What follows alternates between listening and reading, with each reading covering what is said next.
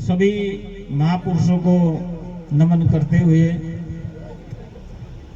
मैं 2-3 बात सिर्फ आपके सामने निवेदन करूंगा। समय भी 9:30 है कि हमारे यहाँ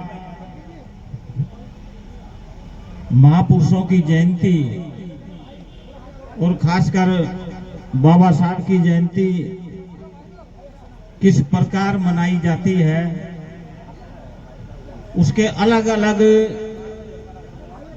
तरीके और रंग आपको देखने को मिलते हैं। जैसे जिनकी हम जयंती मनाते हैं उनका उद्देश्य कुछ और होता है, आयोजक का उद्देश्य कुछ और है और आयोजन में आए हुए पार्टियों के नेताओं का उद्देश्य कुछ और है। तो जनता की समझ में क्या आएगा? इस तरह की जयंतियों में बड़ी मुश्किल हो जाती है कि क्या बात रखी जाए। मंच पे हर पार्टी के नेता का ध्यान रखा जाए या जो सामने लोग आए हैं सुनने के लिए कि इन महापुरुष का उद्देश्य क्या था, क्या उसकी तरफ हम जा रहे हैं या कैसे जाएं, इस पे बात हो। तो मैं 2-3 बात केवल आपसे निवेदन करूंगा। 9:30 हो रहे हैं, बहुत विद्वान वक्ता हमारे यहाँ पर बैठे हुए हैं। हमारे बीच एक बिटिया ने भी बड़ा अच्छा गीत सुनाया, वो आंखों से देख नहीं पाती थी। आपको ध्यान होगा, हेलन केलर एक लड़की थी स्कॉटलैंड की, आंखों से अंधी हो गई थी और बहरी हो गई थी। तो विदेशों में हर जगह वो प्रचार करने जाती थी। तो लोग उससे पूछते थे कि अंधे होने से भी कोई और चीज बुरी है क्या? बहरे होने से भी कोई और कुछ बुरा है क्या? अंधा होने से भी कुछ और बुरा है क्या इंसान के लिए? और बहरा होने से भी कुछ और बुरा है क्या इंसान के लिए? तो हेलन केलर कहती है, हाँ है। जिनके आंख है और वो देख नहीं रहे, वो अंधा होने से भी बुरा है। जिनके कान है और वो सुन नहीं रहे, वो बहरा होने से भी खराब है। आजादी के 75 साल बाद बाबा साहब ने तो हमारे को सब कुछ दे दिया। अरे संविधान दे दिया, शिक्षा दे दी, शिक्षा में आरक्षण दे दिया, रोजगार दे दिया, कर्मचारी बना दिए, अधिकारी बना दिए, मंत्री बना दिए, एमएलए एमपी बना दिए। अरे शासक बनने के लिए और क्या चाहिए आप लोगों को बताओ? इन महापुरुषों ने सब कुछ तो दे दिया और 75 साल के बाद भी हम वहीं खड़े हैं। तो हमें सोचना चाहिए आज के दिन। तो मैं सिर्फ 2-3 बात निवेदन करूंगा। बाबा साहब चाहते हैं कि ये बहुजन समाज, ये मूल निवासी समाज जो वो बार बार कहते हैं, इनको हम शासक बनाना चाहता हूं, मैं इनको शासक बनाना चाहता हूं। इसी के लिए संविधान है, इसी के लिए शिक्षा है, इसी के लिए रोजगार है, इसी के लिए राजनीति है, सब कुछ हमारे पास है। तो वो जो ये बनाना चाहते थे, क्या उसकी तरफ हम जा रहे हैं? तो मैं 1-2 बात सिर्फ आपसे और निवेदन करूं कि आज 75-76 साल के बाद हम आगे बढ़ते जा रहे हैं या पुनः हम उसी हालत में आने वाले हैं जिसमें पहले थे।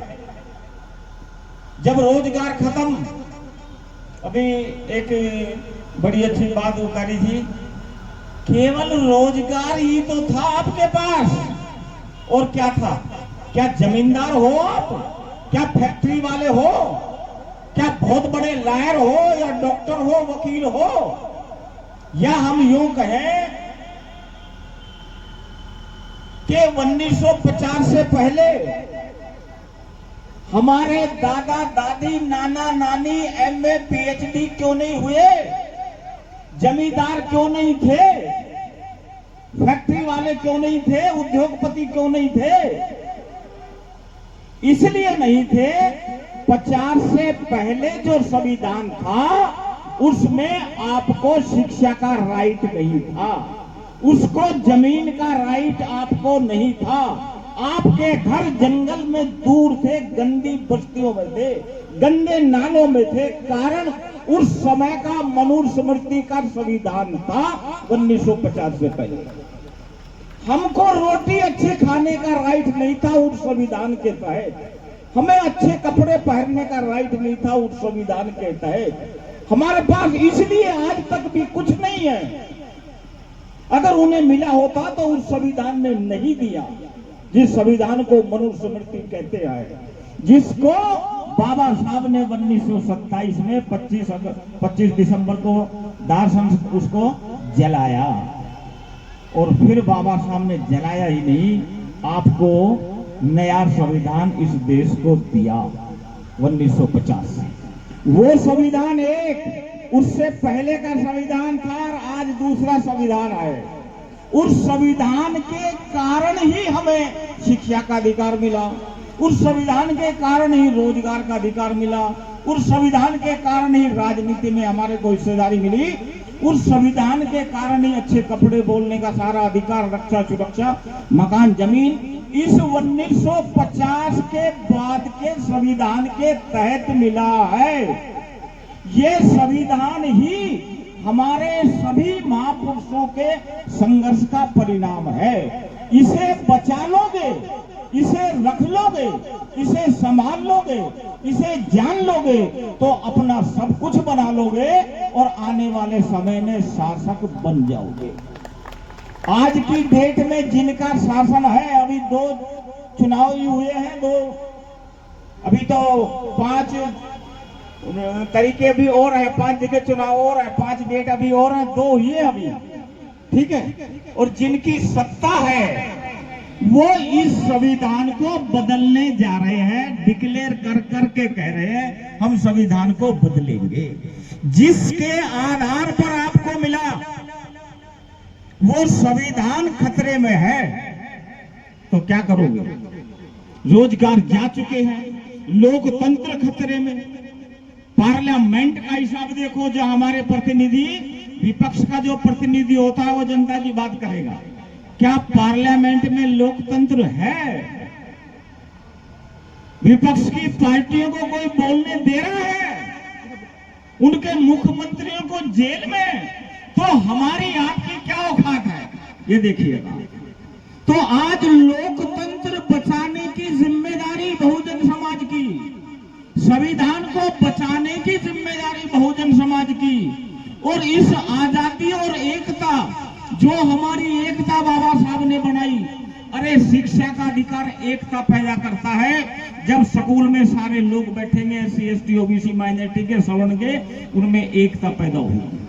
रोजगार हमें एकता पैदा करता है, राजनीति भी एकता पैदा करती है। मगर जिनका शासन है वो आपके एकता के विरुद्ध है, वो लड़ाई लड़ना चाहते हैं। और हिंदू मुस्लिम के नाम पे जब तक लड़ाई नहीं होगी उनकी सत्ता चल नहीं सकती है। ये प्रश्न आज बहुजन समाज के सामने है, इसको बचाना चाहिए।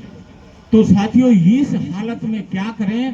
तो हमने 2 कार्यक्रम बनाया, भैया संविधान बचा लो। और ये हमने कार्यक्रम चलाया कि संविधान और लोकतंत्र बचा लोगे तो आपके सारे अधिकार बच जाएंगे।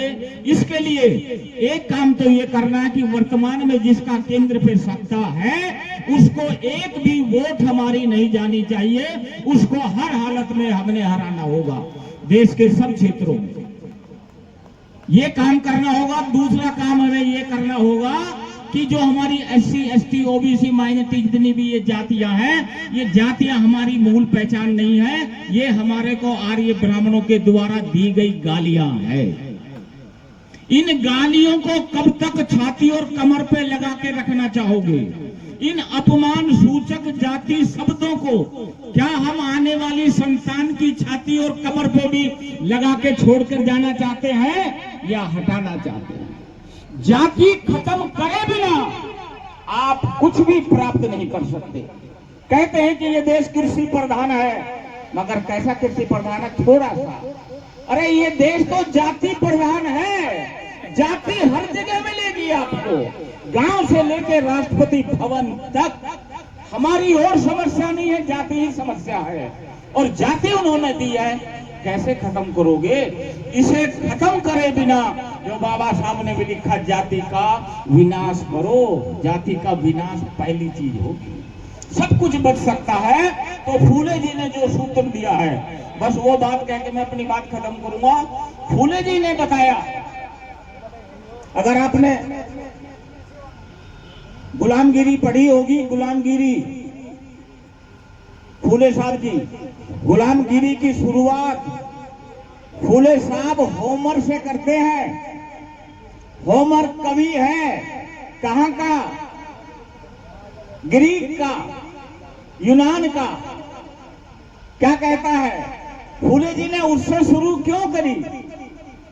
वो कहते हैं कि जिस दिन इंसान को गुलाम बनाया जाता है या गुलाम बन जाता है, वो अपने 50% गुण को खत्म कर देता है, उसकी योग्यता खत्म हो जाती है, और 50% योग्यता वो अपने मालिक के लिए यूज करता है, उपयोग करता है। होमर को, होमर कौन है?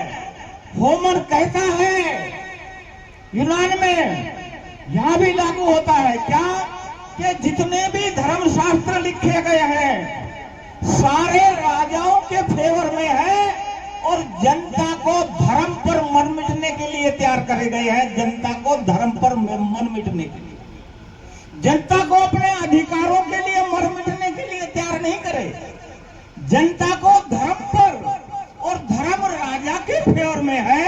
कह रहा ये कैसे शास्त्र है? वो कहते हैं कि कोई शास्त्र बताओ जो साधारण जनता के फेवर में लिखा गया हो, जो आम आदमी की बराबरी के लिए लिखा गया हो। अरे जो सबको, महिला पुरुष को बराबर अधिकार देने वाला शास्त्र बताओ। तो आज आपके सामने वो शास्त्र है जो डॉक्टर B.R. अम्बेडकर ने लिखा, जिसको भारत का संविधान कहता है। वो शास्त्र है जो सबको बराबर का अधिकार देता है। दूसरा वो कहते हैं होमर के लोगों के दिमाग में देवी देवता के चमत्कार और भय और लालच अगर नहीं निकालोगे तो ये समाज कभी भी संविधान, लोकतंत्र और आजादी की वैल्यू को नहीं समझेगा। ये डरा रहेगा और चमत्कार और भूत प्रेत के चक्कर में जाता रहेगा। इसलिए जो शिक्षित लोग हैं, जो जागरूक लोग हैं, उनको इस समाज के दिमाग से ये देवी देवताओं का डर, भय, लालच, चमत्कार की ये इच्छा और चाहत निकालनी होगी। तब जाके समाज बाबा साहब को समझ पाएगा और संविधान को समझ पाएगा। और साहब, अंत में बस मैं ये बात कहता हूं कि जीवन का कोई भरोसा नहीं है। जीवन लिमिटेड है। आप इस बिरादरी में, जाति में, घर में, परिवार में, देश में एक बार ही आपका जन्म है। कब खत्म हो जाए कोई गारंटी नहीं है। किसकी कितनी उम्र है कोई गारंटी नहीं है। अरे इस जाति के कलंक को इन बच्चों के लिए कोई प्लेटफॉर्म ऐसा बना के जाओ जो बाबा साहब ने बताया है। अगर हम ना भी जीत सके, हम ना भी शासक बन सके, तो आने वाली हमारी जनरेशन तो इस देश की शासक बन जाए, ऐसा तो बना के जाओ। तो साथियों, ये बन सकता है जो फूले जी ने हमारे को पहचान दी है कि हम नाई, तेली, धोबी, कुमार, मांग, मतंग, अहिर, जाट, गुर्जर, वाल्मीकि नहीं है। ये गालियां हैं। एक ही पहचान से इकट्ठा होना होगा जिसको मूल निवासी पहचान बोलते हैं। उसी संस्कृति को मानना होगा जो मूल निवासियों की संस्कृति है। उसी अपनी विचारधारा को मानना होगा जो मूल निवासियों की विचारधारा है। ये आप करोगे तो 90% का आपका समाज बन सकता है। वो हिंदू समाज बनाते हुए सत्ता में बैठ सकते हैं 10% लोग। अरे तो आप तो 90% लोग हो, मूल निवासी समाज बनाइए, सत्ता आपकी होगी, सब कुछ आपका होगा। यही बाबा साहब का एक स्पष्ट एक लाइन में उद्देश्य है कि इन मूल निवासियों को मैं शासक बनाना चाहता हूं और इनको शासक बनना देखना चाहता हूं। आज के दिन में यही हम जाने कि इनकी इच्छा को, चाहत को हम कैसे पूरा करें। आपने हमें इतना सम्मान दिया और कुछ हमारे नेताओं को बुरी लगी होगी तो हम क्षमा चाहते हैं उनसे। और इसी के साथ मैं अपनी बात समाप्त करता हूं। धन्यवाद। जय भीम, जय भारत, जय मूल्य।